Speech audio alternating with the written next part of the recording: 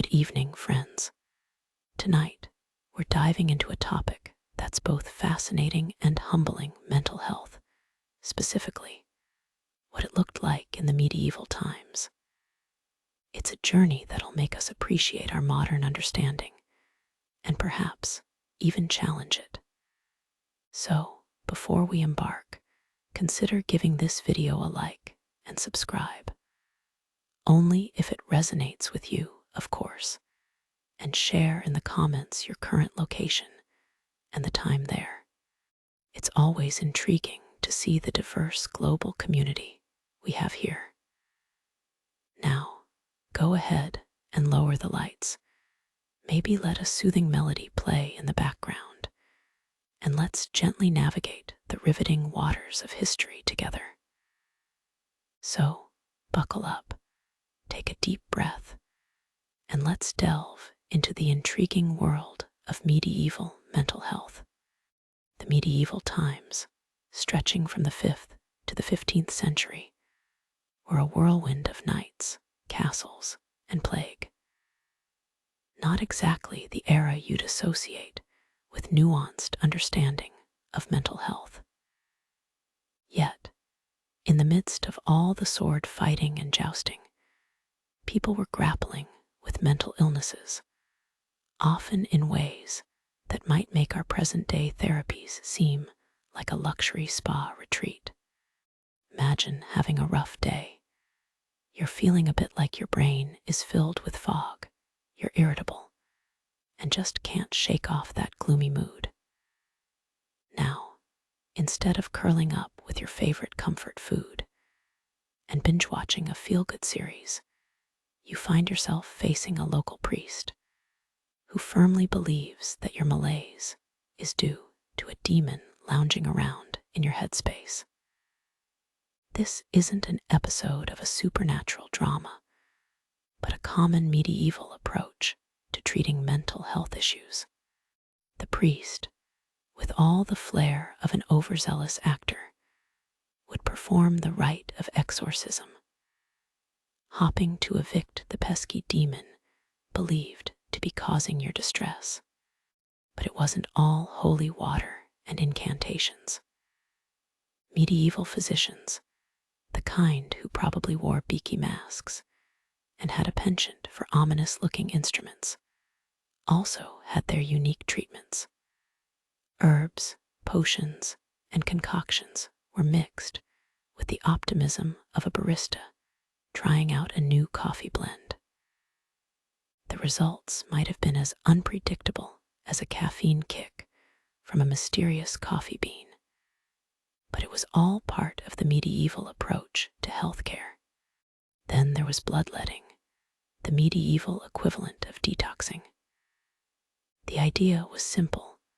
The body was filled with bad blood, causing all sorts of ailments, and getting rid of it would solve the problem. It's like deciding to clean your cluttered house by simply tossing out everything. Sure, you'd have a clean house, but you might also find yourself missing vital things like your couch or your fridge. And let's not forget tree finding, a practice that involved drilling a hole in the skull to release evil spirits. If that sounds a bit too extreme, well, it's the medieval times. Subtlety wasn't exactly their strong suit. Cultural attitudes towards mental illness back then were about as comforting as a prickly woolen blanket on a hot summer day. Mental illness was often seen as a weakness, a moral failing, or a divine punishment. People suffering from mental illnesses were often ostracized, their lives becoming as lonely as a single sock lost in the laundry. Many were confined to asylums, the medieval version of timeout corners, but with less empathy and more neglect. However, let's not paint the entire era with the same broad, gloomy brush. There were glimmers of progress, like the establishment of hospitals and asylums. Sure, they were no match for our modern facilities, with their whitewashed walls and sanitized smells, but they provided some refuge for those struggling with mental illness. So the next time you're feeling down and you reach for that tub of ice cream or your cozy blanket, spare a thought for medieval folks. Their mental health remedies were a far cry from our current comforts. And while we've come a long way, it's a poignant reminder of the journey we've taken to better understand the intricate workings of our mind. Imagine you're having a bad day. You've missed the bus, forgotten your lunch, and now your boss is giving you the stink eye. Modern remedies might include a bubble bath, a Netflix binge, or a tub of your favorite ice cream. Now, picture having that bad day in medieval Europe. Instead of a bubble bath, you'd have a murky tub of shared water if you were lucky. And forget about ice cream.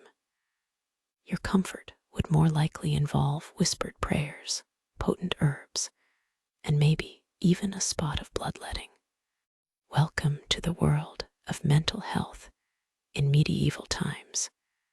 Back in the day, understanding of mental health was, let's just say, a bit off the mark. Feeling a bit down must be a demon hearing voices. Definitely an evil spirit. Mental illnesses were often seen as a demonic possession or divine punishment. It was like blamming a stubbed toe on evil leprechauns. Totally logical, right? But in reality, this belief system was deeply rooted in the strong bond between religion and medicine during this period. So how did they treat these supposed demonic possessions? Well, with religious rituals and prayers, of course. It was kind of like trying to fix a computer with a spell from Harry Potter. The Catholic Church, for example, would perform the rite of exorcism to cast out any unwelcome demons. I suppose the idea was, if you can't beat them, pray them away. But it wasn't all about the prayers. Medieval physicians had their own bag of tricks, or rather herbs, potions, and other concoctions that they used in an attempt to treat mental illness. They even had some physical treatments up their sleeves, like bloodletting and tree fining. Bloodletting was just as it sounds, draining the bad blood from the body, sort of like letting air out of a tire to fix a flat. And tree fining, well, that involved drilling a hole in the skull to let out the evil spirits. Kind of like opening a window to let a bad smell out, but with more, well, drilling. Now, you might think that with all these treatments, people with mental illnesses were treated with respect and understanding. Unfortunately, that was far from the case. Many people viewed mental illness as a sign of weakness or a moral failing. Picture being laughed at for wearing mismatched socks. It's unfair and stigmatizing. Individuals with mental illnesses were often ostracized, like a left-handed knight in a right-handed world. They were frequently confined to asylums or other institutions, where they might be treated worse than a medieval peasant's pet pig. But don't worry, it wasn't all doom and gloom. There were some positive developments during these times. Hospitals and asylums were established, providing a safe space for those with mental illness. They weren't exactly the Ritz-Carlton, but they were better than being left out in the cold. And while they didn't have the same whitewashed walls and sanitized smells as our modern facilities, they were a step in the right direction. So the next time you're feeling down and you're reaching for that comforting tub of ice cream or your favorite Netflix show, spare a thought for our medieval ancestors. Their mental health remedies might seem outlandish, even humorous to us. But remember, they were simply doing their best with the understanding they had. And who knows, perhaps a few centuries from now, our descendants will be chuckling at our own practices. After all, history has a funny way of repeating itself, or at least rhyming. Now imagine you're feeling a bit off. Not just a bad hair day off, but a real, deep down sort of off. Who do you call? Your therapist. Maybe pop in to see your doctor. Well, back in the medieval times, you'd likely be making an appointment with your local clergy, because the cure-all for all that ails you, especially mentally, was a good old-fashioned exorcism. So let's turn back the clock to the 5th century, when mental health was less about serotonin levels and more about the level of demonic possession. Back then, mental illness was often seen as a divine punishment or the work of evil spirits lurking about. As such, the Catholic Church played a big role in mental health treatment. You wouldn't pop a pill or have a sit-down with a mental health professional. No, you were more likely to find yourself in the middle of a rousing exorcism. The rite of exorcism sounds dramatic, doesn't it? It was a ritual performed by the church to supposedly cast out the demons causing the mental illness. Think of it as a medieval version of a deep cleaning service, only for your soul, not your living room.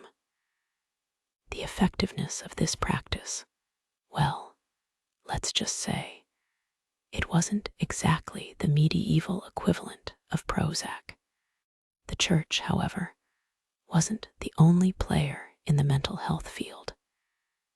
Medieval physicians had their own treatments up their sleeves. Picture a medieval doctor, wide-brimmed hat, a face masked in shadow, a bag filled with a curious assortment of herbs, potions, and a few tools that would make any modern-day surgeon blanch. One such treatment was bloodletting. It was as gruesome as it sounds. They'd remove what they called bad blood from the body, believing it to be the source of the ailment. It's a bit like thinking you can fix your computer by draining out all the electricity, misguided, to put it mildly. Another treatment was trephining, drilling a hole in the skull to release the evil spirits. If that doesn't make you cringe, I don't know what will. Cultural attitudes towards mental illness back then were, well, less than enlightened.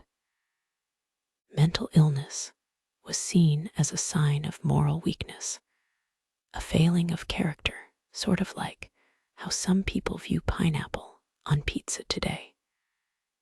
If you were suffering from mental illness, you'd often find yourself ostracized, outcast, and generally given a wider berth than the village leper.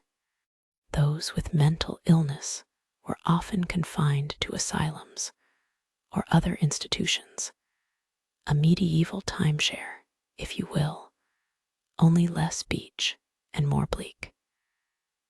The treatment, there was often neglect and cruelty, making most of these places less a sanctuary and more a living nightmare.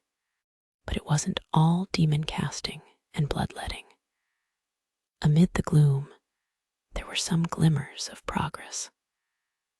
Hospitals and asylums were established, providing a sort of medieval precursor to modern mental health facilities. They weren't exactly the Four Seasons, but they were a step up from being left to your own devices or demons, as the case may have been.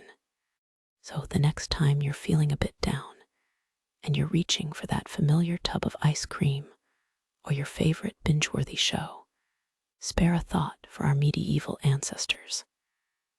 Their mental health remedies might seem outlandish, even laughable to us. But remember, they were doing their best with the understanding they had. And who knows, maybe a few centuries from now, our descendants will be chuckling at our practices, probably while they're floating in their anti-gravity chairs, sipping nutrient-flavored air. History, as they say, has a funny way of repeating itself, or at least echoing. Imagine, if you will, that you're a medieval physician. You're not exactly privy to the nuances of neuroscience or psychoanalysis. No, your toolkit is a little more, shall we say, rustic. You're armed with a collection of herbs, a dash of religious conviction, and a healthy dose of superstitious belief. Let's start with the herbs. In the absence of Prozac, medieval physicians turned to nature for their remedies, with a particular fondness for the humble herb. Each herb was thought to have its own unique properties and was used to treat a variety of ailments.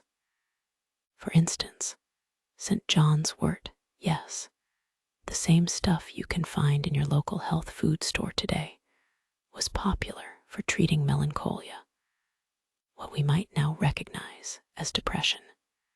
The herb was usually brewed into a tea, which was then consumed by the patient. Imagine swapping your morning coffee for a steaming mug of St. John's wort. Talk about a wake-up call. Then there was valerian, a plant whose roots were used to treat nervousness and trembling. It was often boiled and then drunk as a tea or concoction. I suppose it was a bit like our modern-day chamomile, except instead of settling down with a good book, you might find yourself being exorcised. And speaking of which, let's not forget the role of religion in medieval mental health care. Exorcism was a popular, though I dare say, not particularly effective, method of treating mental illness. This wasn't the stuff of horror movies. It was a legitimate part of life for medieval folks who were suffering from what they believed to be demonic possession. But hey, at least it wasn't as invasive as trephination, the medieval practice of drilling a hole in the skull to release evil spirits. Now, let's take a moment to appreciate the medieval version of a mental health care facility, also known as the asylum. These weren't exactly the Ritz-Carlton. They were more like a cross between a prison and a monastery. Patients were often confined to these institutions, where they were subjected to a variety of treatments, some more humane than others. But in a world where mental illness was often seen as a sign of demonic possession or divine punishment, these asylums offered a certain level of sanctuary. Despite the grim reality of mental health care in the Middle Ages, there were some positive developments. The establishment of asylums, for all their flaws, did provide a safe space for those suffering from mental illness. Plus, the use of herbs showed an understanding of natural remedies that is still relevant today. In the end, it's easy to look back on the medieval period as a time of ignorance and superstition.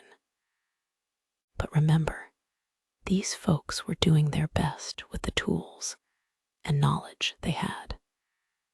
And who knows, maybe a few centuries from now, our descendants will be chuckling at our own practices while sipping their nutrient-flavored air in their anti-gravity chairs. And perhaps they'll even raise a glass, or more likely, a holographic simulation of a glass in honor of our medieval ancestors, who, in their own quirky way, laid the groundwork for modern mental health care. In our journey through the winding corridors of history, today's pit stop brings us to the rather uncomfortable quarters of mental health treatment in the Middle Ages. Now, we've all heard tales of bizarre and often brutal medical treatments of yore, like using leeches to suck out the bad blood, or trepanation, which is a fancy term for drilling a hole into the skull. But let's focus on one that seems particularly gruesome to our modern sensibilities: bloodletting. You see, back in medieval times, people had some, let's say, interesting theories about how the human body worked. One of these was the concept of humor's no, not the kind that makes you chuckle, but 4 bodily fluids that were believed to influence a person's health and temperament. These were blood, phlegm, black bile, and yellow bile. So imagine you're a medieval doctor, and a patient comes to you exhibiting signs of what we'd now recognize as depression, melancholia, they'd call it. You'd probably think, too much black bile. And what do you do when there's an excess of something?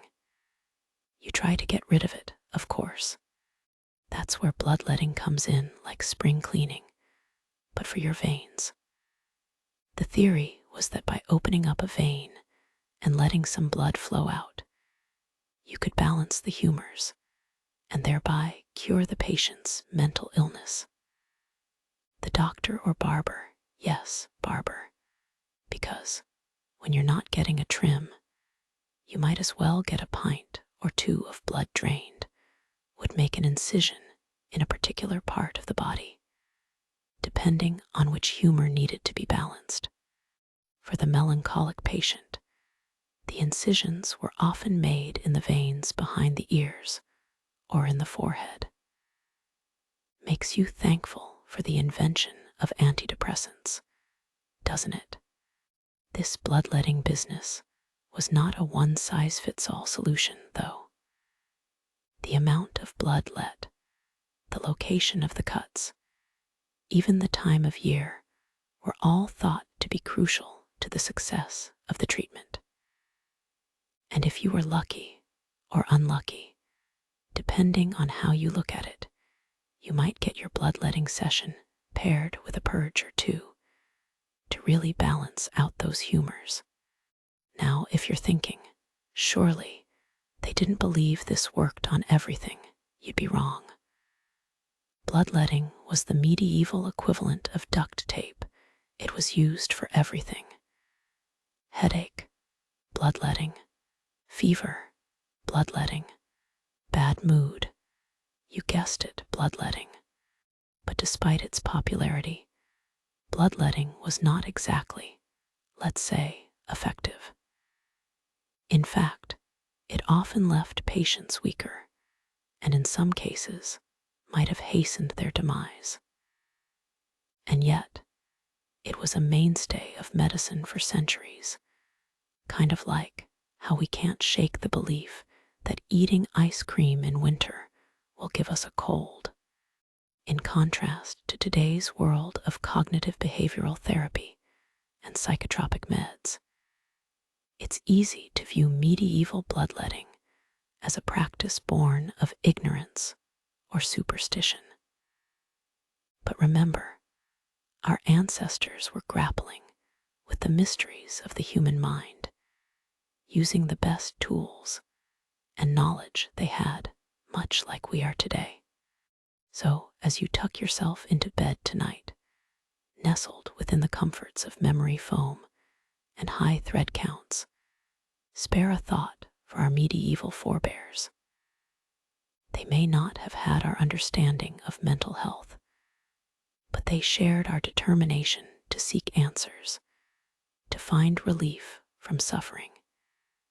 and to make sense of the complexities of the human condition, one incision at a time. As we drift off to sleep, let's raise our proverbial glasses, or holographic simulations of glasses, to these pioneers of mental health care. Their methods may have been questionable, but their intentions were as human as ours: to heal, to help, and to hope for a better understanding of our beautifully complex minds. And remember, when our descendants are sipping their nutrient-flavored air in their anti-gravity chairs, they might just be chuckling at our own practices while honoring our efforts, just as we do for our medieval ancestors. So you're all tucked up in bed, wrapped in your high thread count sheets, and ready for a snooze. But before you drift off, let me take you back to a time when mental health treatments were a little more, how shall we put it, abstract. Picture your worst headache, then imagine someone suggesting that the best way to cure it was by drilling a hole in your skull. Sounds a bit extreme, right? Yet, that's exactly what our medieval ancestors thought was a reasonable solution. This technique, known as tree fining, was one of the more radical treatments for mental health issues during medieval times. The procedure itself involved drilling a small hole into the skull, with the belief that this would release the evil spirits causing the mental disturbance. That's right, in those days, mental illness wasn't seen as a result of chemical imbalances, genetics, or traumatic experiences. Instead, it was commonly believed to be the work of demons, nefarious spirits, or even divine punishment. Now, you might be thinking, surely they didn't actually believe drilling a hole in the head could help, right? Well, it seems they did. Tree fining was a widely practiced procedure, and it was carried out using a variety of tools, everything from sharp rocks to bronze knives. Imagine the medieval version of a power drill, but without the safety features or anesthetics. It's not exactly the kind of treatment you'd eagerly sign up for, is it? Yet despite its brutality, there are records of patients surviving the procedure, though it's unclear whether their mental health improved as a result. Like many medical practices at the time, the effectiveness of tree fining was more a matter of faith than scientific evidence. The dangers, however, were very real. Infection was a constant threat, and the risk of death was high. But tree fining was just one of the many treatments for mental health issues during this era. Alongside the skull drilling, there were also herbal remedies, potions, and other concoctions. The herbal mixtures might have included plants like St. John's wort, which we now know can have a mild effect on depression. However, the exact compositions of these medieval mixtures are largely lost to time. Perhaps you're thinking, well, at least they were trying, and you'd be right. Despite the rudimentary and often harmful practices, the medieval approach to mental health was, in many ways, not so different from today's. They used the best knowledge and tools they had, and they were determined to find answers and provide relief from suffering. But let's not forget about the societal attitudes towards mental health during this time. Those suffering from mental illness were often stigmatized and ostracized, seen as weak or morally corrupt. They were confined to asylums, where they faced neglect and inhumane treatment. It was a far cry from the understanding and acceptance we strive for today. Yet it wasn't all doom and gloom. The establishment of hospitals and asylums, despite their many flaws, marked a significant step towards recognizing mental health as a genuine, treatable issue. And while we've come a long way since then, it's worth remembering that our understanding of mental health continues to evolve. So as you snuggle down into your cozy bed tonight, spare a thought for our medieval forebears. Their methods might make us cringe, but their determination to understand and treat mental illness paved the way for the advancements we see today. And who knows, centuries from now, our descendants might look back at our current practices with the same mixture of horror and fascination. But for now, let's just be grateful we've moved past the age of skull drilling and demon exorcisms. Sweet dreams. Imagine, if you will, living in a time where mental health was less of a scientific concept and more of a supernatural dilemma.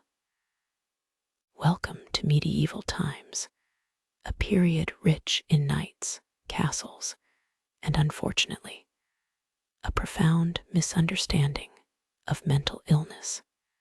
During the medieval era, which stretched from the 5th to the 15th century, mental health was seen through a somewhat mystical, yet highly stigmatized lens. It was like the boogeyman of the medieval world, a terrifying, elusive entity that was often blamed on demonic possession or divine punishment. This was a time when the common flu could be attributed to evil spirits, so you can imagine how they might have viewed something as complex and misunderstood as mental illness. Treatment for mental health during this period was, to put it mildly, a bit primitive. Religious rituals and prayers were often the go-to solutions. It's as if you went to the doctor today, and instead of prescribing you some much-needed rest and a round of antibiotics, they suggested an exorcism. The Catholic Church, in particular, was known for its rite of exorcism, a ritual performed with the intention of casting out any demons that had supposedly taken up residence in a person's body. And it wasn't just exorcisms. Medieval physicians, bless their hearts, tried their best with the knowledge they had. Just as we rely on our morning coffee or a bottle of ibuprofen to get through the day, they turned to a variety of herbs, potions, and physical treatments. Bloodletting was a common practice, a sort of medieval detox, if you will, where they drain bad blood from the body in the hopes of curing all sorts of ailments, including mental illness.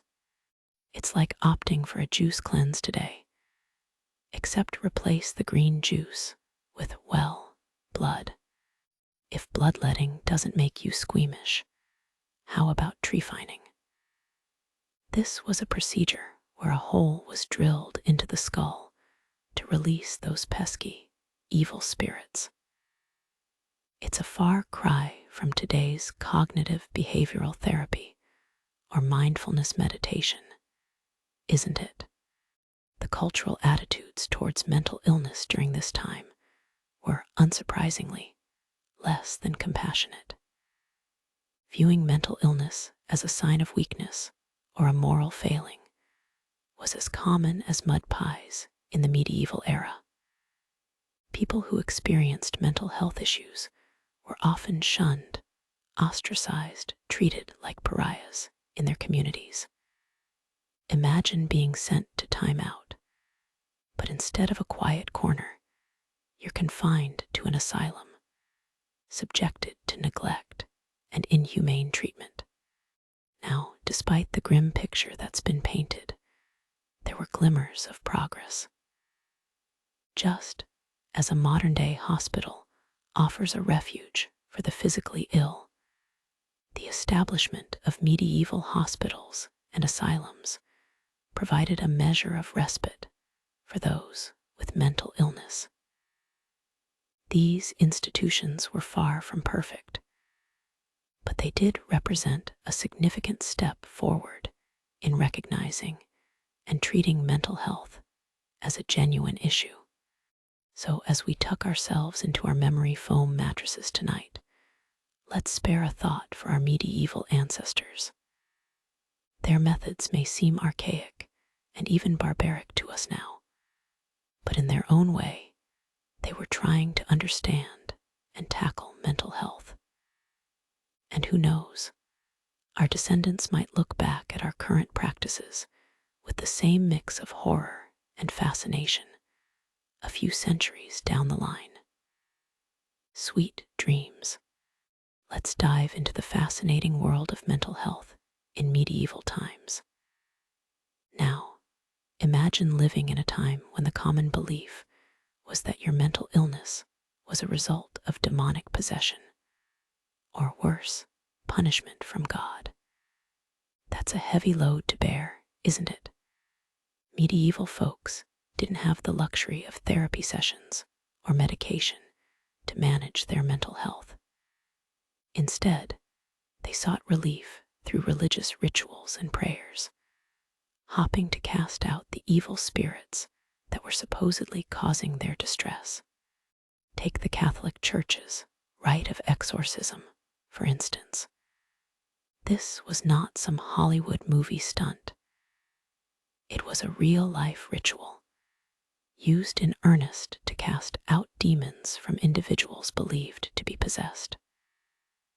Think of it as a medieval version of a therapy session, but with more chanting, holy water, and a lot less understanding of the human mind. Even the physicians of the period had their own unique ways of dealing with mental health. Picture someone handing you a concoction of herbs and potions, promising it would chase away your anxiety or depression. Or, if you're feeling particularly adventurous, how about a round of bloodletting to remove the bad blood causing your mental distress? Yes, you heard it right, bloodletting. This was a common medical practice back then, used to treat a variety of ailments, including mental illness. The theory was simple: drain out the bad blood, and you drain out the disease. And if that didn't work, there was always the last resort: trephining. This involved drilling a hole in your skull to release those pesky evil spirits. Makes having a tooth pulled look like a walk in the park, doesn't it? Now, if you're thinking that life was tough for the mentally ill in medieval times, you're absolutely right. Cultural attitudes towards mental illness weren't exactly supportive. In fact, they were downright hostile. People often viewed mental illness as a sign of weakness or moral failing. Consequently, individuals suffering from mental health issues were often shunned and ostracized by their communities. Picture being sent to the naughty corner, but instead of a quiet room, you're confined to an asylum with little regard for your basic human rights. Not the best environment for healing, right? But let's not paint the entire medieval period with the same gloomy brush. Amid the fear and misunderstanding, there were glimmers of progress. The establishment of hospitals and asylums, while flawed, represented a significant step forward. These institutions provided some form of refuge for those suffering from mental illness, offering them a safe and supportive environment, far from the accusing eyes of society. So as we slip into our comfortable beds tonight, complete with memory foam mattresses and thread counts that would make a medieval monarch green with envy, let's spare a thought for our ancestors. Their understanding of mental health might seem archaic, even barbaric to us. But remember, they were doing the best they could with the knowledge they had. And who knows, a few centuries from now, our descendants might look back at our current practices with the same mix of horror and fascination. We've come a long way, but the journey of understanding the human mind is far from over. Pleasant dreams, dear listener. Let's delve into the medieval world's take on mental health, specifically their equivalent of mental institutions. Picture a castle, not the romantic ones with the lush gardens and gleaming white turrets that you're probably picturing right now, but rather a more ominous, gloomy structure. This castle, rather than being a symbol of power and prestige, is a place of confinement, essentially the medieval equivalent of a mental institution. In the Dark Ages, people suffering from mental illnesses were often regarded as demon-possessed or morally deficient. And the asylums, well, they weren't exactly the warm, therapeutic sanctuaries you might imagine. They were more like cages, where those suffering from mental illness were locked away, out of sight and out of mind. Think about it this way. If our modern mental health institutions are like a five-star hotel, then the medieval asylums were akin to a haunted house. Only the ghosts were real people, and the horror was their everyday reality. Treatment, if we can call it that, often involved religious rituals aimed at expelling the demons believed to be causing the illness. Can you imagine going to your therapist, and instead of a comforting conversation, they start performing an exorcism? That was the reality for many mentally ill individuals in the medieval times. The Catholic Church, for example, performed the rite of exorcism to cast out these supposed demons. In short, mental health treatment back then was less therapy, more the exorcist. When exorcisms proved ineffective, which, spoiler alert, was pretty much always, the physicians of the time would resort to other methods. And by methods, I mean brutal physical treatments. We're talking bloodletting, where they drain your body of its bad blood, and trephining, which involved drilling a hole into your skull to let out the evil spirits. To give you a modern comparison, these procedures were like trying to fix a computer glitch by throwing the laptop out of the window. Not exactly the pinnacle of medical advancement, to say the least. Now, let's not paint all medieval mental health care with the same brush of desolation. There were hospitals and asylums that provided some form of refuge for those suffering from mental illnesses. These places offered a safe and supportive environment, away from the accusing eyes and judgment of society. But let's be real here. They were more the exception than the rule. Despite the grim outlook, it's important to remember that this was a time when understanding of mental health was in its infancy, much like how our knowledge of quantum physics or bioengineering is today. The people of the medieval era were doing their best with the little information they had. And who knows, hundreds of years from now, our descendants might look back at our current mental health practices with a similar mix of horror and fascination. So as we snuggle into our plush, memory foam mattresses tonight, let's spare a thought for our medieval ancestors and their struggle with understanding mental health. Their methods might seem archaic, even barbaric, but they were still attempts at tackling an issue that remains a challenge even today. And with that thought, dear listener, I bid you a good night and pleasant dreams. So let's head back in time and navigate the often misunderstood, murky waters of medieval mental health care. Now, I know what you're thinking: visions of dank, dark asylums, filled with shackles and screams. But it wasn't all doom and gloom. Picture the medieval equivalent of a hospital, probably not the sterile, white-tiled environment we're used to today. More like a large, stone building, filled with the smell of herbs and the sound of monks chanting prayers. These hospitals were often run by the church and were seen as sanctuaries for the sick, physical or mental. They represented a beacon of hope amidst the fear and misunderstanding surrounding mental illness. The concept of hospital care in the medieval times was less about clinical treatment and more about providing a safe haven. Sure, they might not have had medication, therapy, or an understanding of neurochemistry, but they did have a belief in the healing power of care and compassion. Now, the names given to mental illnesses during these times might make you chuckle.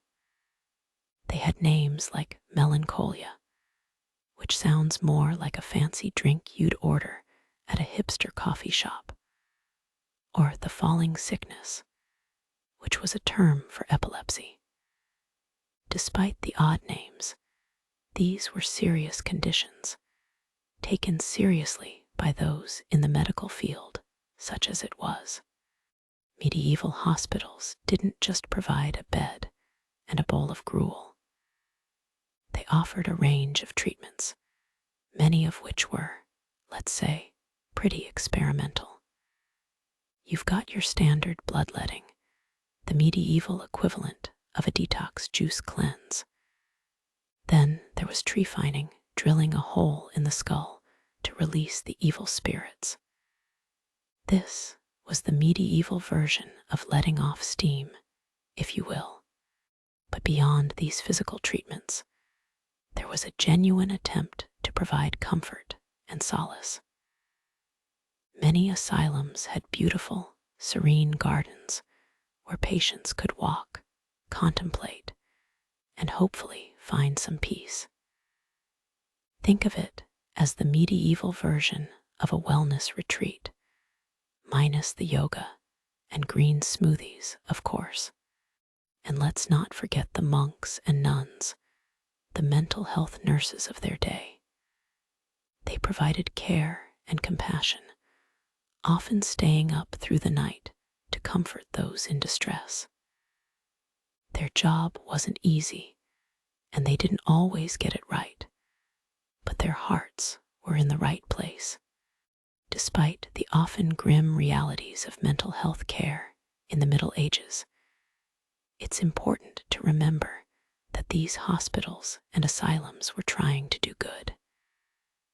They were safe spaces in a world that often didn't understand or accept mental illness. They were the medieval equivalent of a support group, offering a sense of community and belonging to those who felt lost or alone. So as we lay in our beds tonight, let's take a moment to appreciate the medieval monks and nuns, the garden walks, and even the bloodletting and tree fining.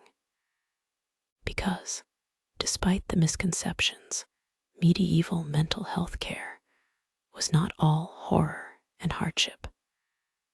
There was kindness, compassion, and a genuine desire to help those in need. And that's something worth remembering.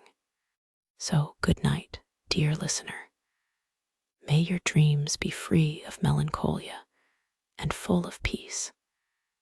And remember, no matter how bad things seem, there's always a glimmer of hope, even in the darkest of medieval asylums.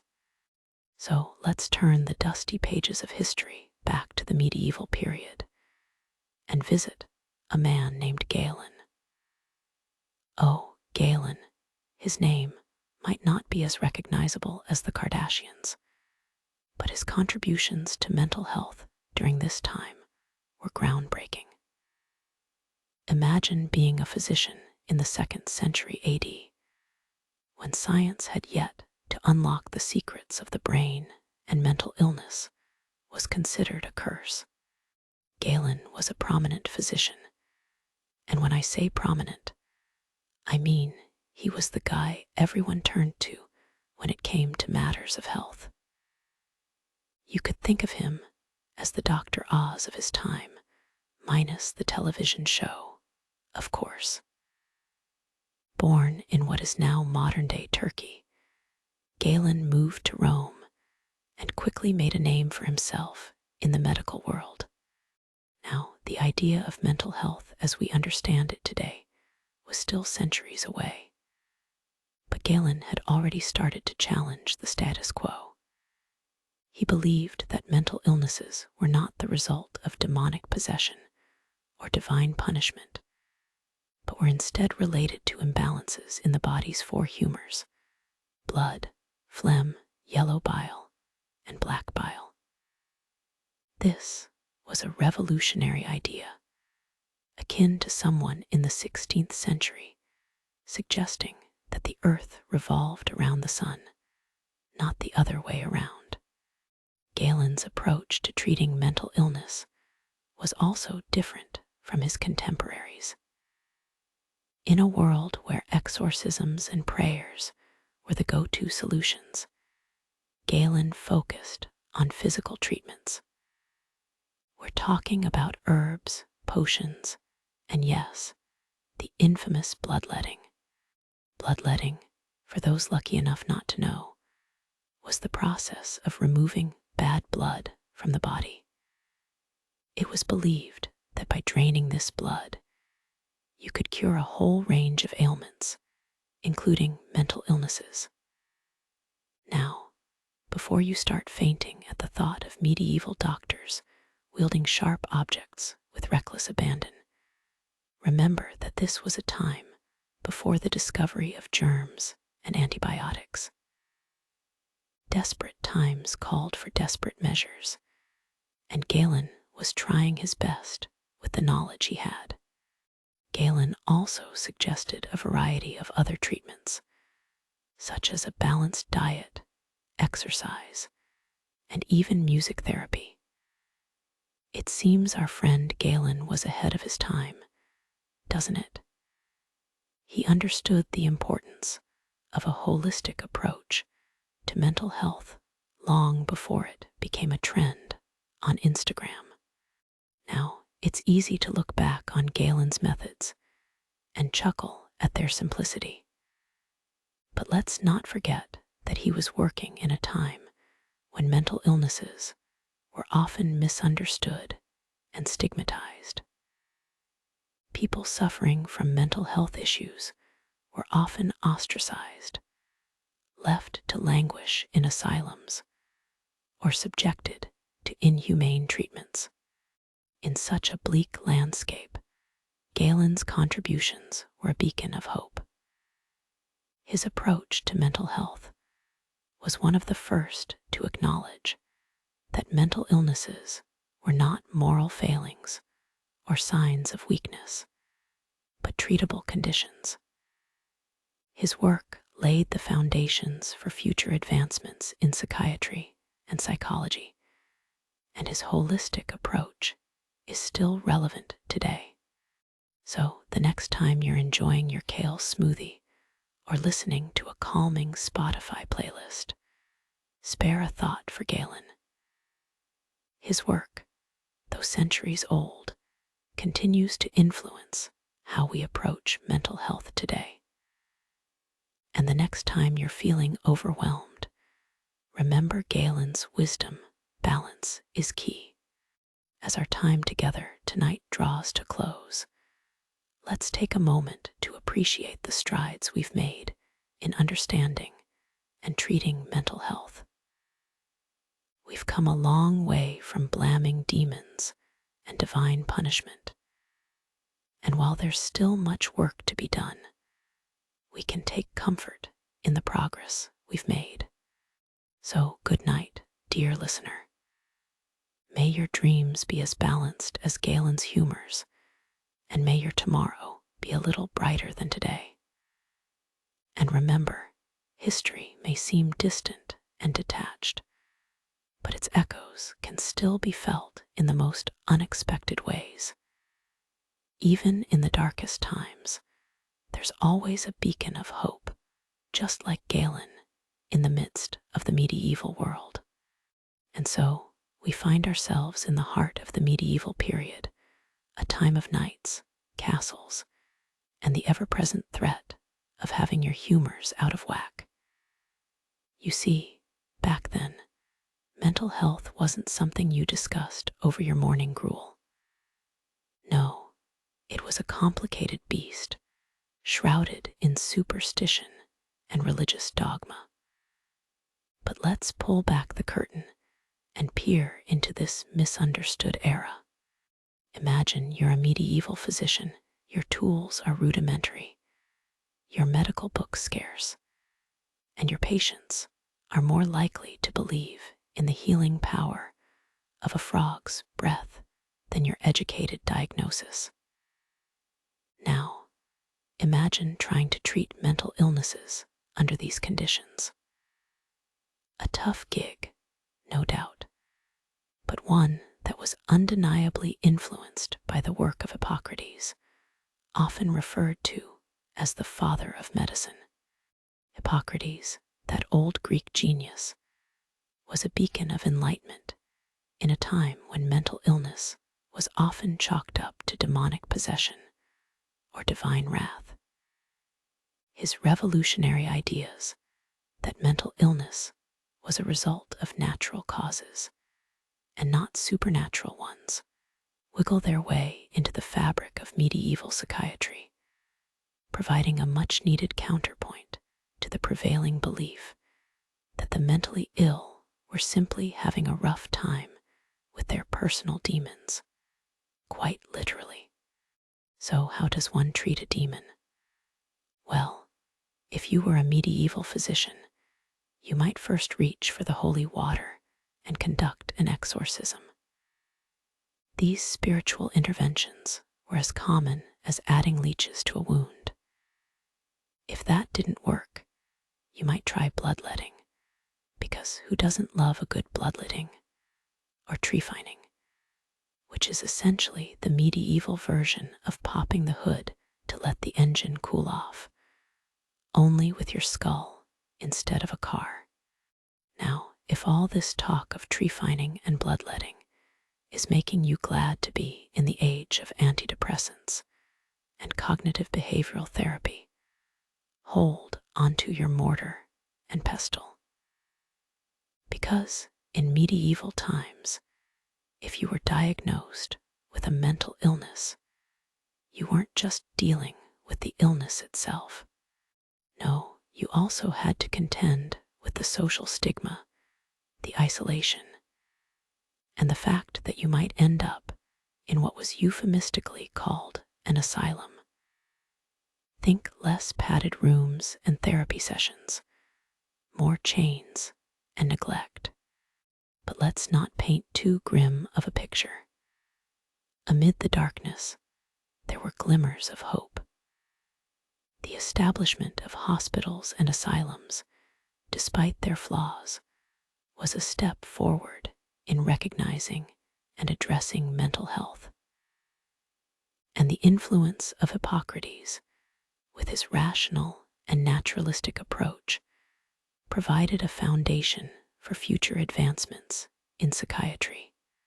So there you have it, an admittedly colorful look into the world of mental health in medieval times.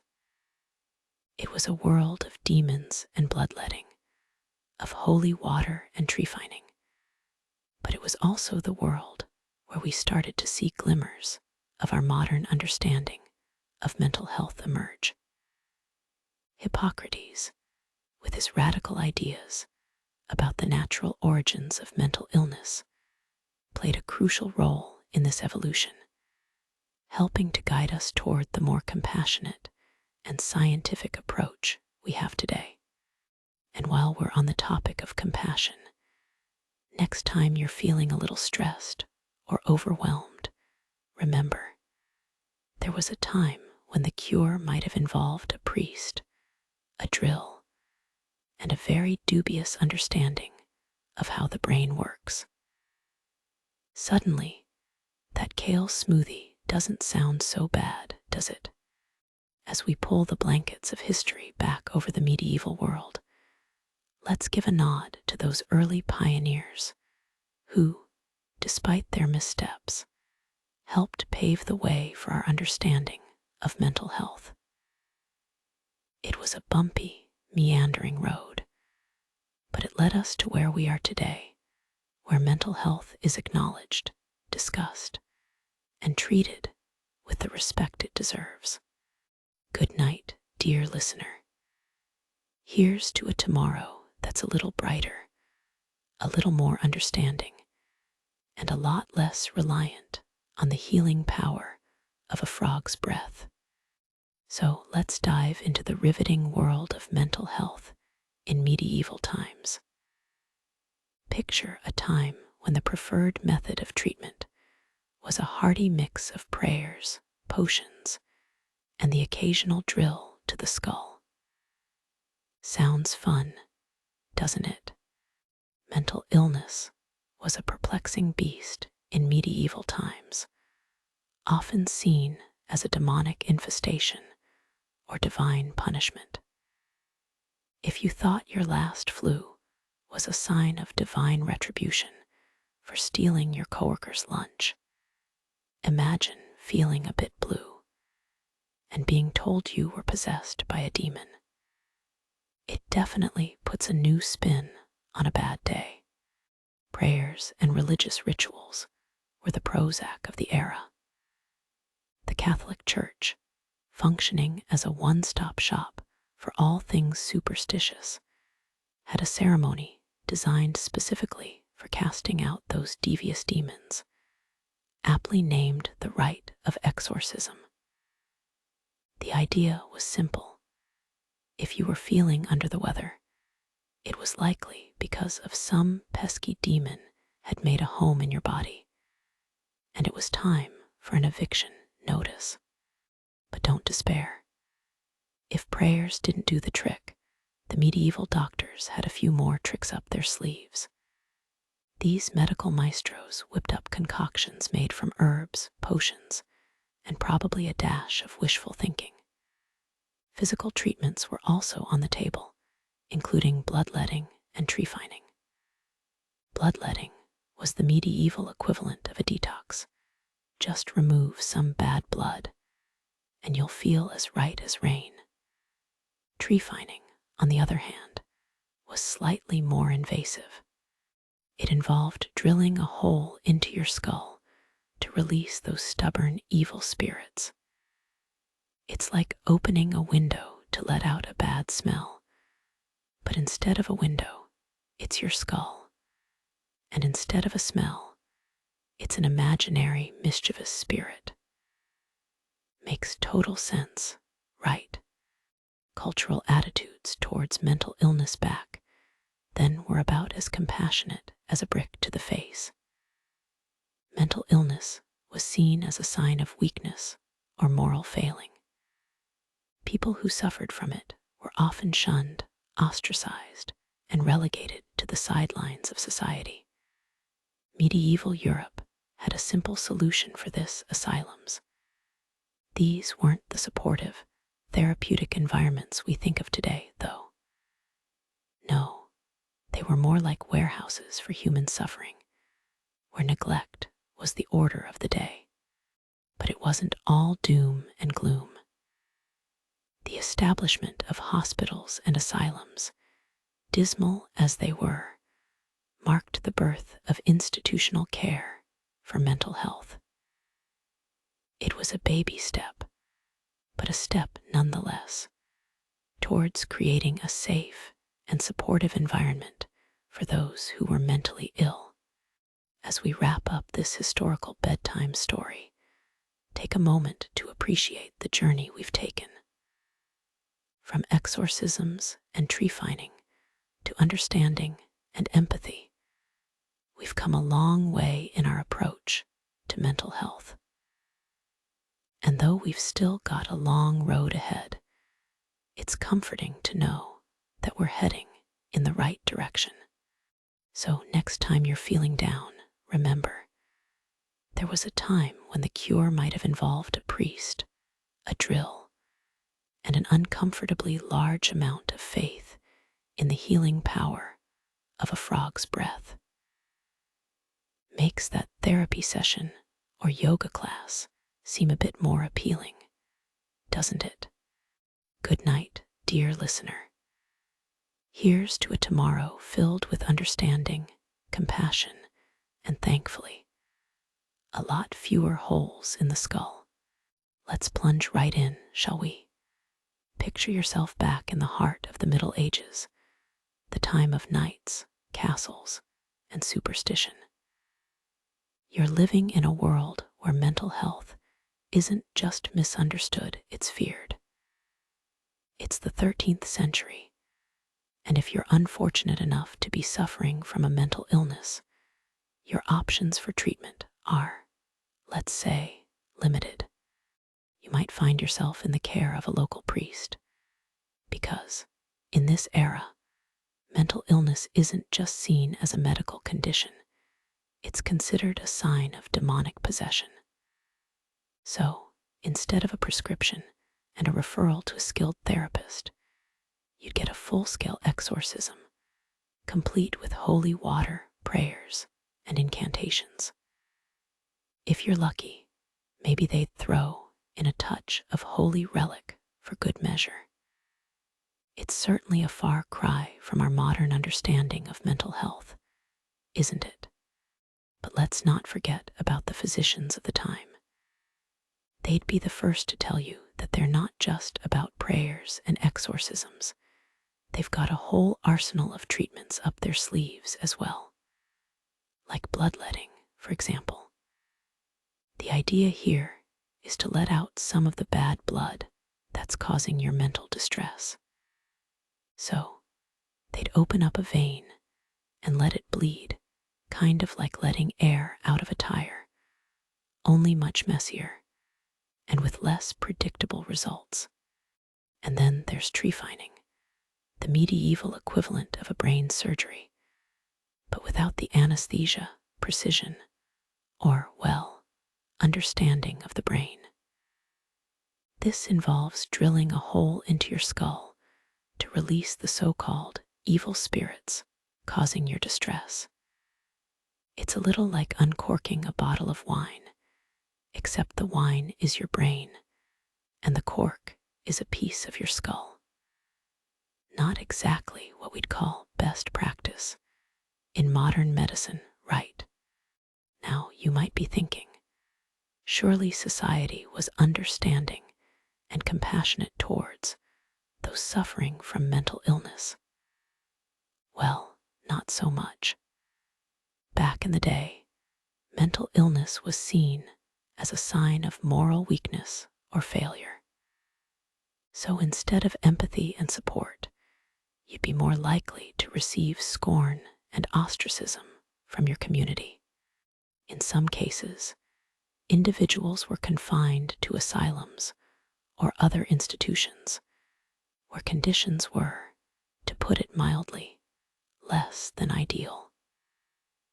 Picture this: overcrowded rooms, minimal care, and a general atmosphere of neglect. It's not exactly the therapeutic environment we strive for today, is it? But just as the night is darkest before the dawn, the medieval period also saw some glimmers of progress. The establishment of hospitals and asylums, despite their flaws, marked the beginning of institutional care for those with mental health issues. They may have been far from perfect, but they were a step in the right direction, a sign that society was starting to recognize mental illness as a legitimate health issue that required care and attention. Fast forward to today, where we've swapped exorcisms for therapy sessions, tree finding for medication, and asylums for outpatient care and support groups. We've come a long way in our understanding and treatment of mental health, but there's still a long way to go.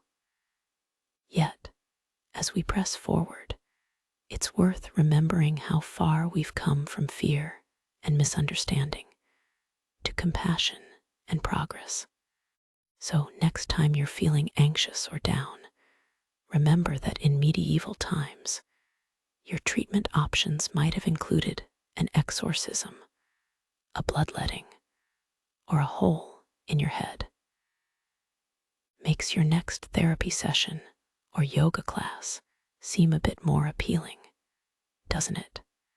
Sleep well, dear listener, in the knowledge that we've come a long way since the Middle Ages.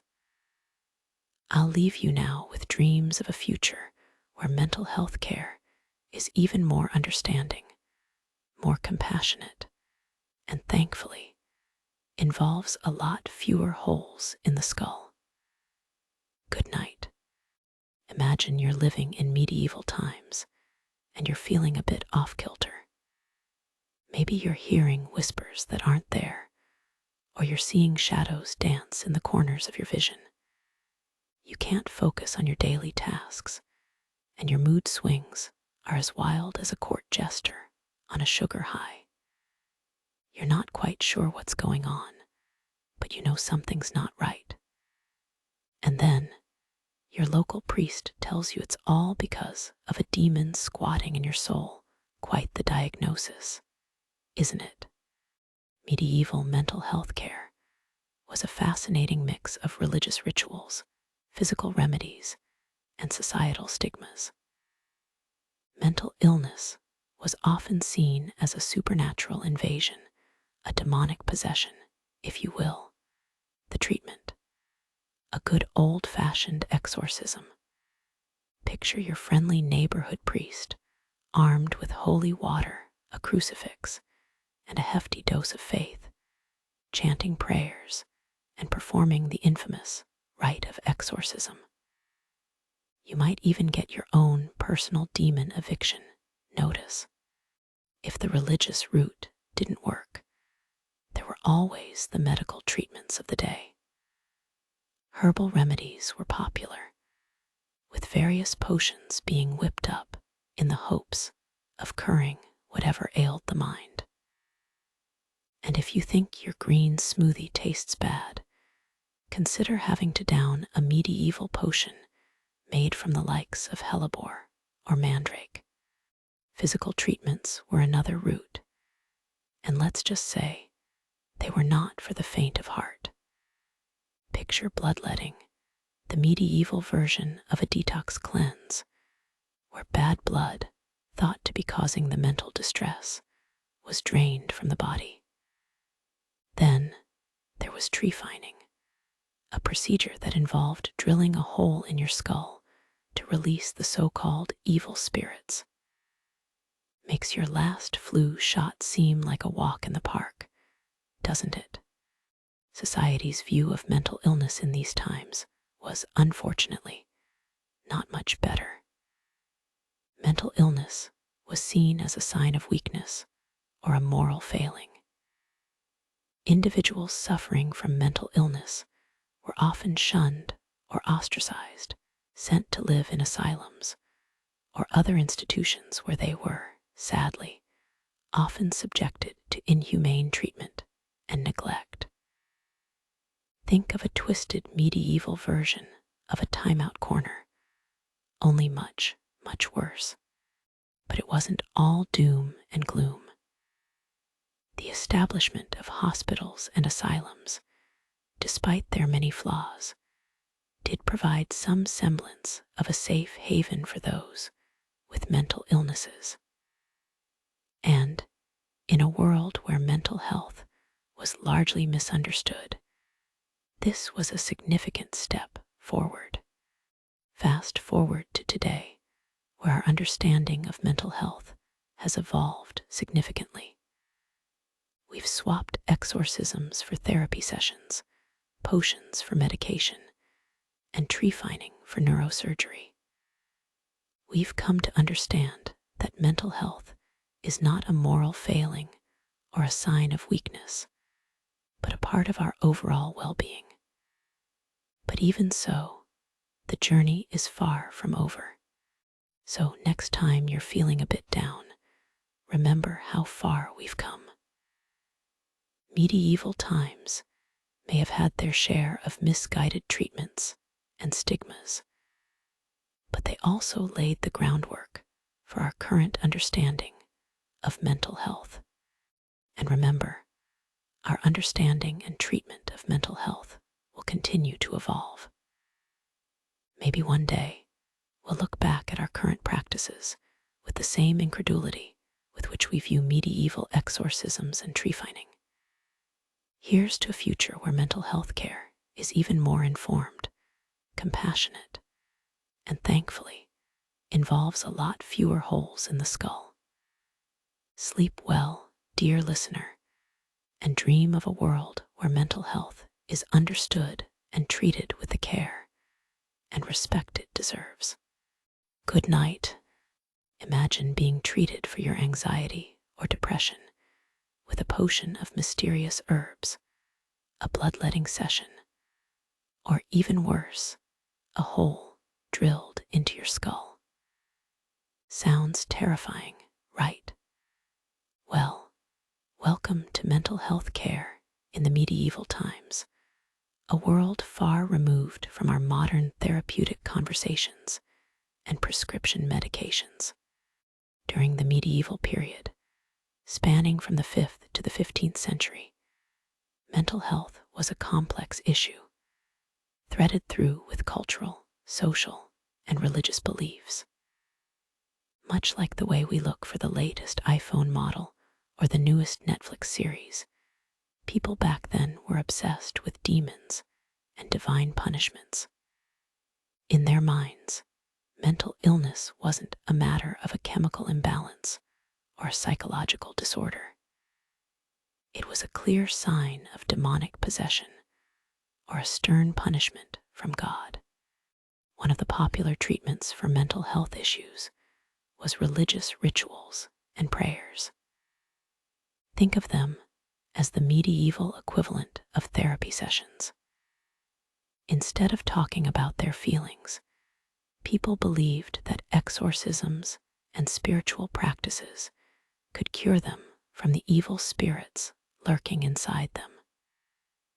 Catholic Church, for example, would perform the rite of exorcism to cast out demons from individuals. It was a bit like calling a spiritual pest control service. Instead of bed bugs or roaches, you got rid of demons. Physicians of the time also had their unique approaches to mental health. Think of them as the medieval pharmacists, brewing herbs, potions, and other concoctions, hoping to stumble upon a magical cure. Bloodletting was as common as taking aspirin is today. It involved the removal of so-called bad blood from the body, believed to be the cause of various ailments, including mental illness.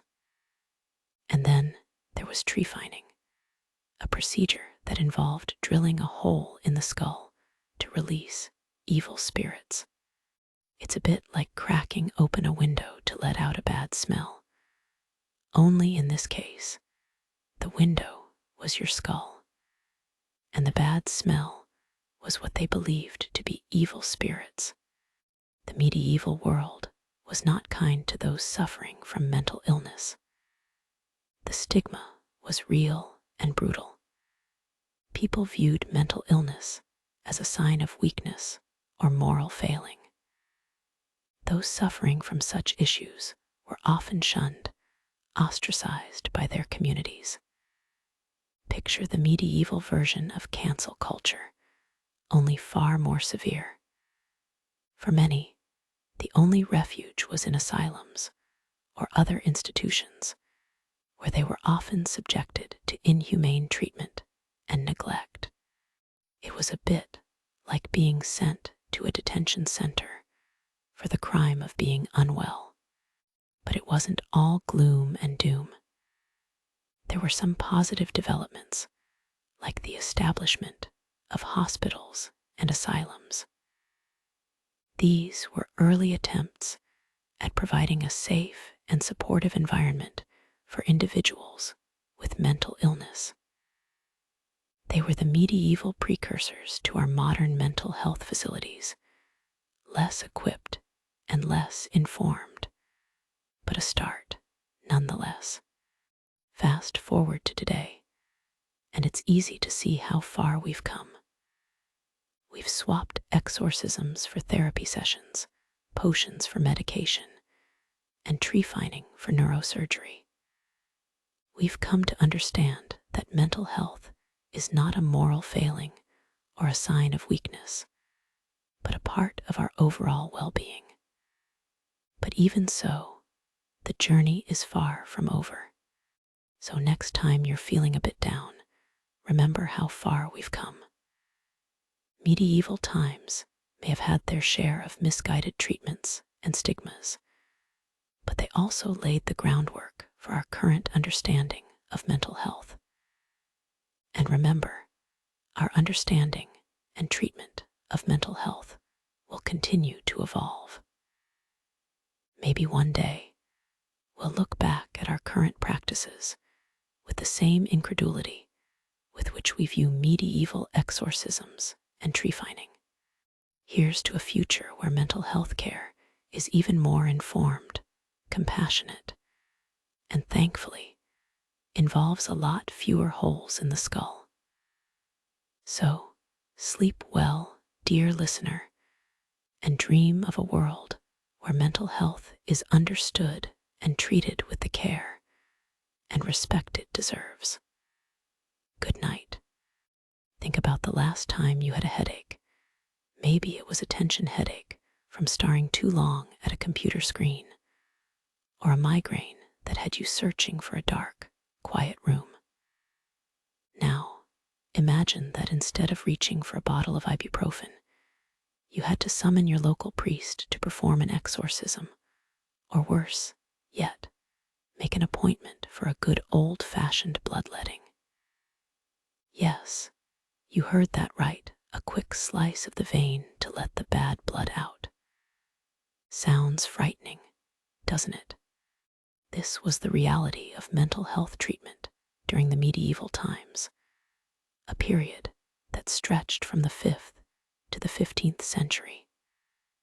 The understanding of mental health during this time was, let's say, a bit rudimentary.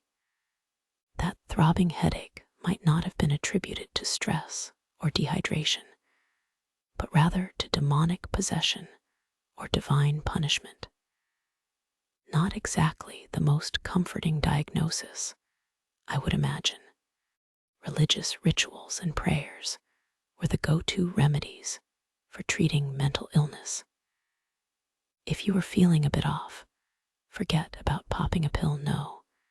Your local church would be more than happy to perform an exorcism to drive out the evil spirits supposedly causing your distress.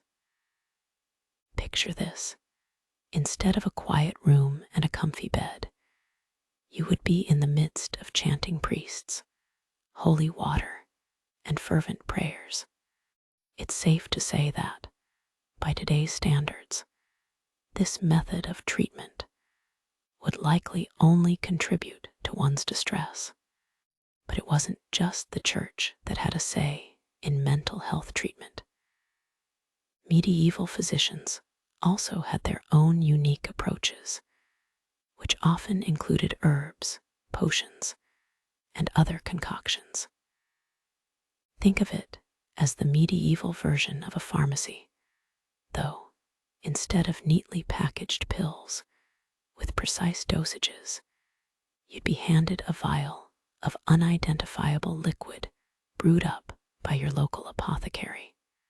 And if your symptoms were severe, you might even be subjected to tree fining, a delightful procedure where a hole was drilled into your skull to release the evil spirits causing your illness. It's no wonder that the phrase, "I'd rather have a hole in the head," is used to express extreme frustration. Unfortunately, those living with mental illness in medieval times faced not just misguided treatments, but also stigmatization and ostracism. Mental illness was often seen as a moral failing or a sign of weakness. Those suffering from mental health issues were frequently confined to asylums or other institutions, where they often faced inhumane treatment and neglect. It was a far cry from today's understanding of mental health as a crucial aspect of overall well-being. However, it wasn't all doom and gloom. The establishment of hospitals and asylums, while far from perfect, did provide a safe haven for some individuals with mental illness. These institutions laid the groundwork for the mental health facilities we have today, which strive to provide compassionate and supportive care. Looking back at the mental health treatments of medieval times, it's easy to feel a sense of disbelief. Exorcisms for therapy sessions, potions for medication, tree fining for neurosurgery. It's all a bit hard to swallow. But as we chuckle at these primitive practices, let's remember that this was a time when our understanding of the human mind was just beginning to take shape. The journey towards understanding and treating mental health is a long one, and we're still on that path. So as you drift off to sleep tonight, consider how far we've come since those medieval days of exorcisms and bloodletting. Remember that our understanding of mental health continues to evolve, and with it, our approach to treatment.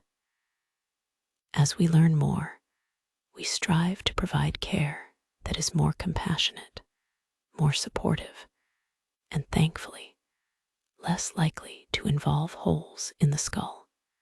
So sleep well, dear listener. Dream of a future where mental health is understood, respected, and treated with the care it deserves. And remember, no matter how far we've come, there's always room to learn, grow, and improve.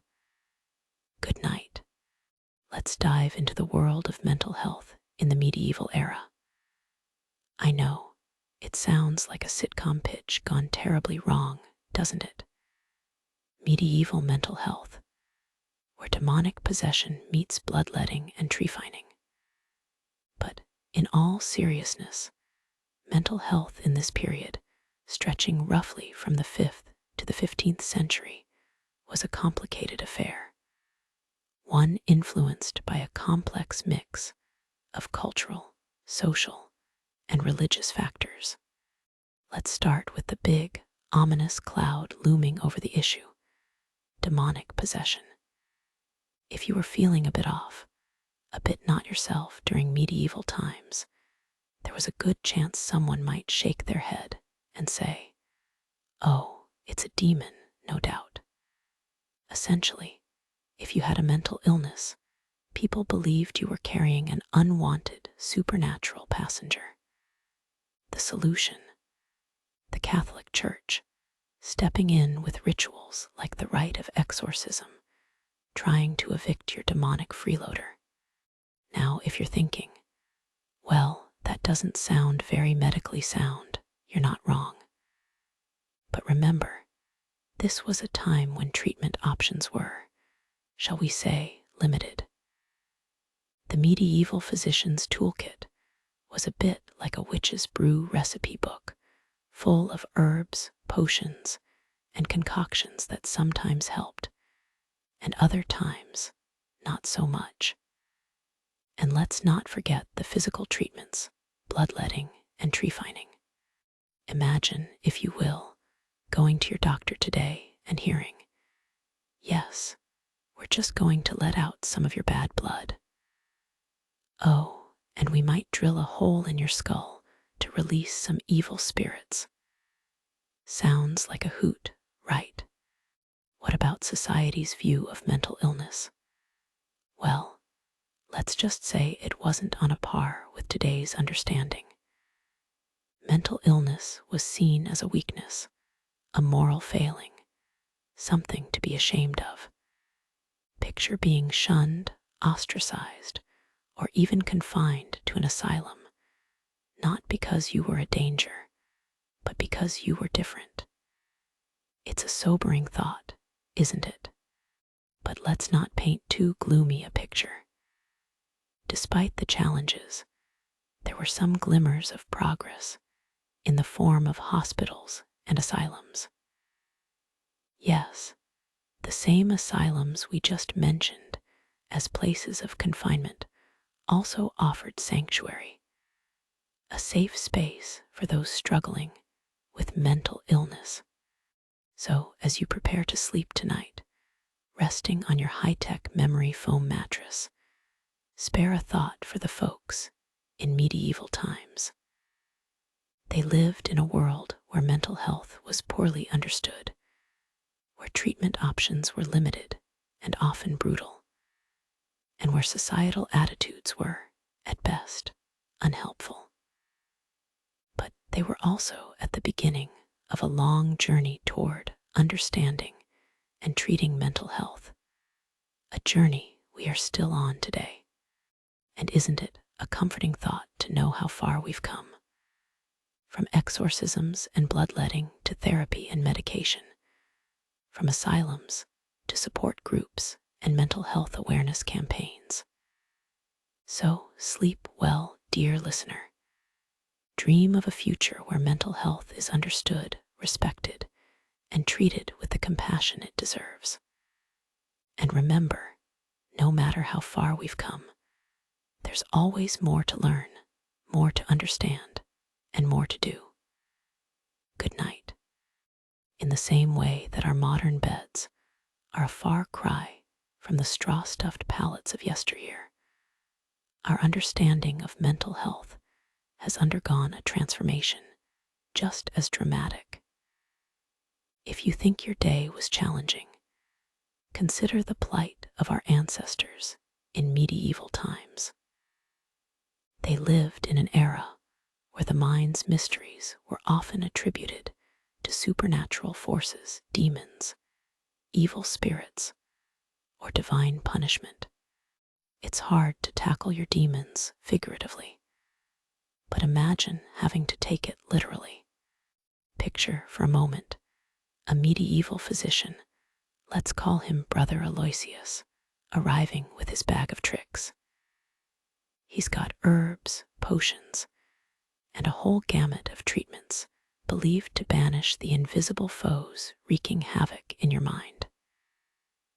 Now, Brother Aloysius means well, but his understanding of mental health is, well, somewhat medieval. His approach might involve bloodletting, draining what they considered to be bad blood from your body. Sounds relaxing, doesn't it? Or maybe he'd opt for tree fining, which involved drilling a hole in your skull to let those pesky, evil spirits escape. Suddenly, a tough day at the office doesn't seem so bad compared to this early attempt at mental health care. But it wasn't all doom and gloom, or at least not always. There were glimmers of progress, even in these dark times. Hospitals, asylums, and other institutions were established, offering something of a safe haven for those grappling with mental health issues. While these places were far from perfect, they were a step towards recognizing that those suffering from mental health problems needed care and support. Yet the societal attitudes of the time were far from understanding or compassionate. Stigma was rife, and those struggling with mental health issues were often marginalized, cast out, and ostracized. The medieval society held the view that mental illnesses were a sign of weakness or moral failings. The concept of walk it off, you'll be fine, was taken to a whole new level. As we navigate the stressors of our modern world, it's easy to feel overwhelmed.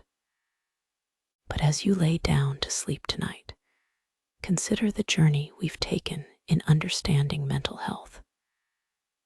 We've progressed from attributing mental illness to demonic possession and divine wrath, to recognizing it as a complex interplay of biological, psychological, and social factors. From the crude and often brutal treatments of Brother Aloysius, we've moved to therapy, medication, and holistic approaches to mental health care. We've gone from isolating those with mental health issues in asylums to building support systems and initiatives aimed at promoting mental health awareness and reducing stigma. So sleep soundly tonight, knowing how far we've come.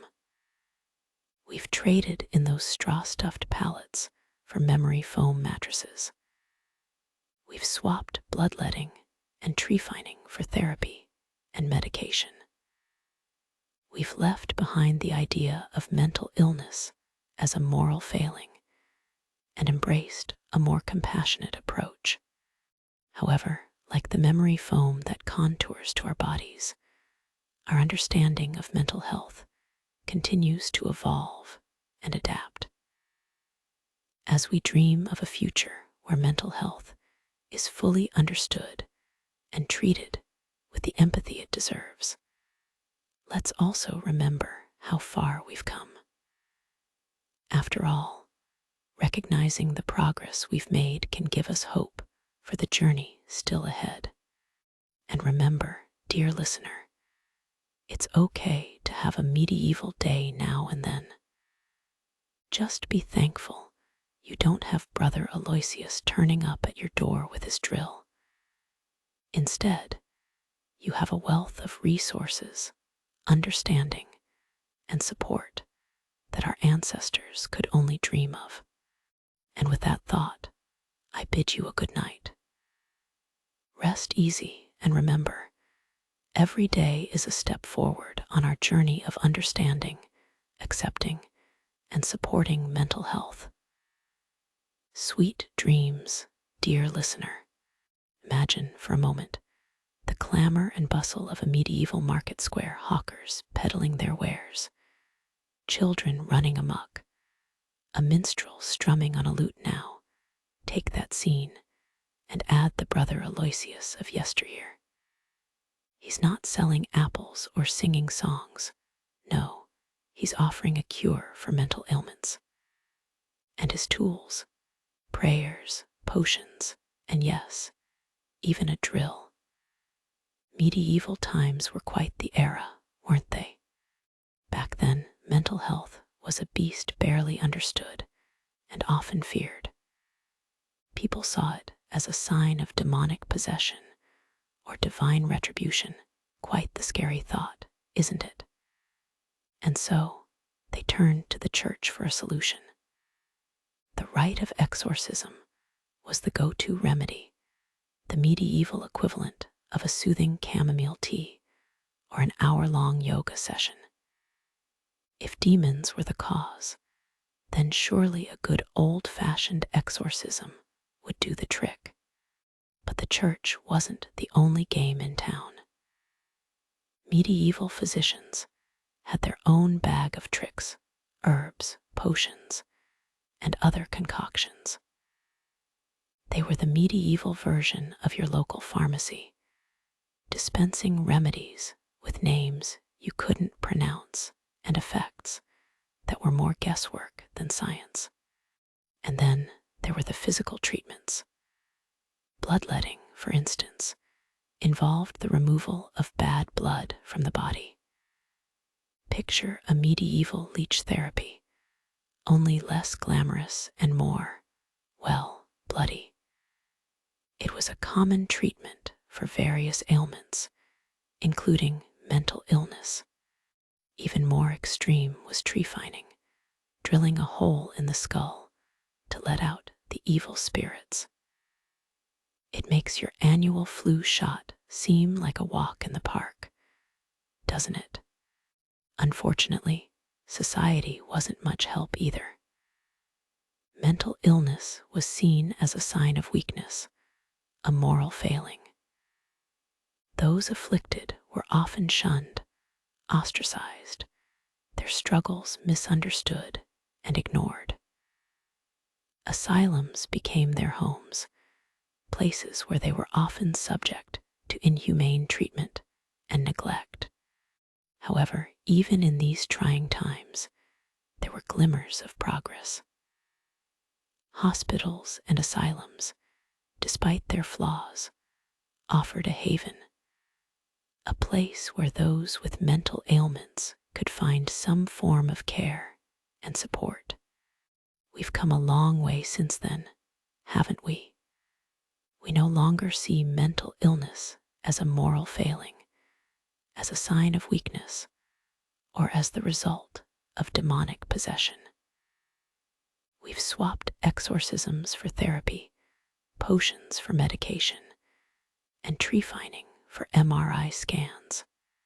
And yet, like a stubborn stain on a medieval tunic, some aspects of the past linger. The stigma associated with mental illness, the misunderstanding, the fear, it's still there, isn't it? But we're slowly, but surely scrubbing it away, replacing it with understanding, empathy, and support. Now, as your eyelids grow heavy and your mind starts to drift, remember this. It's okay to have your medieval days. It's okay to struggle, to seek help, to feel overwhelmed. Because just like the people of the Middle Ages, we're all doing our best with the tools we have. So rest easy, dear listener. Let the tales of medieval mental health care drift into your dreams, a reminder of how far we've come, and a testament to the resilience of the human spirit. Good night. May your dreams be as peaceful as a medieval monastery at midnight, and may you wake refreshed, ready to face whatever the new day brings. Sweet dreams, dear listener.